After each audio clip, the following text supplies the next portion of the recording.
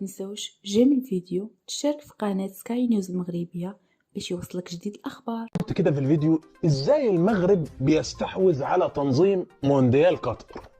في كذا امر في الموضوع. اي دولة على فكرة ممكن تساعد قطر، يعني ما تتخيلش حضرتك ان قطر مش مستعينة باي دولة، لا قطر مستعينة بدول كتير، ده كاس عالم.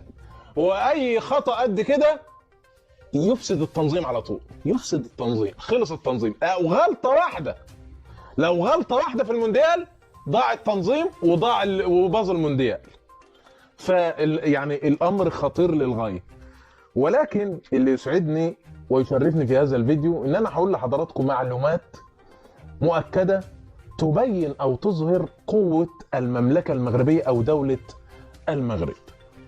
اول حاجه زي ما بنقول كده ايه، ازاي المغرب استحوذت على تنظيم مونديال قطر. اول حاجه الاعلان الخاص بشركه بيبسي الخاص بكأس العالم. الاعلان تم تصويره في مدينة مراكش. ادي اول حاجة. الاعلان العالمي لشركة بيبسي الخاص بكأس العالم مونديال قطر 2022 تم تصويره في مدينة مراكش. وعلى فكرة ده انا مش مستغربه خالص، لان مدينة مراكش دي مدينة اصلا في افريقيا، دي مدينة عالمية. يعني هي مدينة في المغرب بس هي مدينة عالمية. يعني مراكش يعني من المدن المصنفة عالميا اصلا، مش مصنفة في المغرب. ده مراكش من المدن المصنفة عالميا من ناحية السياحة. يعني لو حضرتك كده شفت مراكش بيجي لها سياح من اي دولة انت هتستعجب الامر. فمراكش اصلا مدينة سياحية عالمية موجودة طبعا في دولة المغرب. ده اول حاجة. اعلان شركة بيبسي او المشروب بتاع بيبسي الخاص بكأس العالم تم تصويره في مدينة مراكش.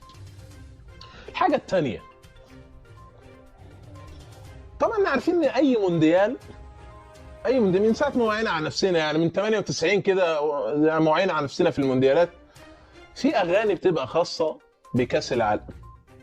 ده اي مونديال كده في اغاني لازم بتكون خاصة بكأس العالم. اي مونديال ليه اغاني خاصة. الاغاني دي لا فيها فنانين، فيها منتجين. طيب منتج اغاني كأس العالم قطر 2022 هو المغربي رضوان. طبعا انتوا عارفين رضوان ده يعني منتج عالمي، مش بينتج اغاني الموضوع كأس العالم بس، ده منتج عالمي. فاستعانوا به دولة قطر في الاغاني الرسمية للمونديال، مع طبعا واحدة اسمها تانية فنانة في المغرب اسمها نورة فتحي ومنال بن شليخة. ما اعتقد، ما اعرفش بنطق الاسم صح ولا غلط. يعني الفنانين المغاربة والمنتج المغربي داخلين في موضوع الاغاني بتاعت كاس العالم. اذا اغاني كاس العالم قطر 2022 في ايادي مغربيه موجوده، او في اصوات مغربيه موجوده، او في منتجين مغربيين. طبعا هو منتج واحد المغربي رضوان. ده تاني حاجه. تالت حاجه، ودي انا بصراحه يعني المعلومه اذهلتني. يعني ممكن اي حاجه من اللي انا قلت عليهم قبل كده ممكن وارد يعني سهل الموضوع. زي ما قلنا مراكش مدينه عالميه وارد تصور فيها اعلان. وبرضو الاغاني عارفين في المنتج ده مشهور، منتج رضوان ده مشهور على مستوى العالم، فطبيعي برضو ممكن يكون منتج لاغاني كاس العالم. اما المعلومه اللي هي التاريخيه بصراحه، معلومه صناعه كاس العالم اللي انت بتشيله، اللي المنتخب بيشيله بيفوز بيه، ده رخر في ايادي مغربيه، يعني مصنوع بايادي مغربيه في شركه ايطاليه.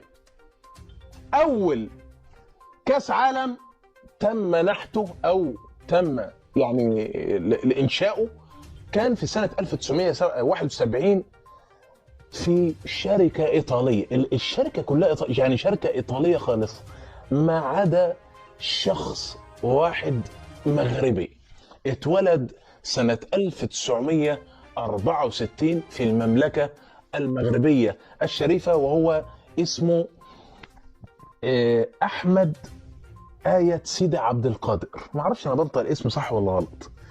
الراجل ده ولد سنة 1964 في المملكة المغربية، والتحق بهذه الشركة الإيطالية التي تصمم كأس العالم ومش كاس العالم بس، بيصمموا دوري الابطال، دوري الاوروبي، كاس مش عارف ايه، كاس، بيصمموا الكؤوس يعني. شركه معروفه. التحق بهذه الشركه سنه 2002. سنه 2002 تم التحاق هذا الرجل السيد احمد آية سيدي عبد القادر، الرجل المغربي، بهذه الشركه سنه 2002. وشارك بقى كل كاس عالم هو موجود فيه. يعني النحت اللي بيبقى موجود في كاس العالم في ايادي مغربيه.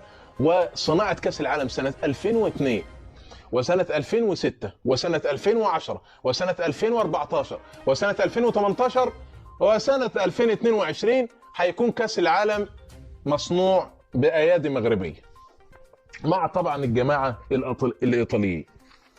دي تاني حاجة أو تالت حاجة. يبقى قلنا الإعلام، تاني حاجة الأغاني الرسمية، المنتج المغربي والفنانين المغربيين أو الفنانات المغربيات. تالت حاجة اللي هو كأس العالم صناعته بأيادي أيضا مغربية. شفت حضرتك كام بصمة؟ اللي جاي بقى يا جدعان ده أهم حاجة في الموضوع، وهذا الأمر اللي جاي ده هو الذي يعبر عن قوة الدولة المغربية ولا شيء غيره. لأنه اللي فات كله ممكن تتمتع به أي دولة، مفيش فيها مشكلة، أو تتمتع بقدر قليل أو قدر زيادة، مش مشكلة، وحتى ممكن يكون حد أحسن من المغرب في الموضوع، وارد جدا. أما اللي جاي ده لازم تحط تحته خطوط، مش خط واحد.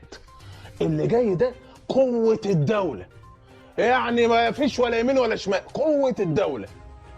الأمن الوطني المغربي. كون إن قطر عندها كأس عالم وتستدعي الأمن الوطني المغربي لتأمين مباريات كأس العالم والاستادات، هذا شيء يدعو للفخر. وبصفتي رجل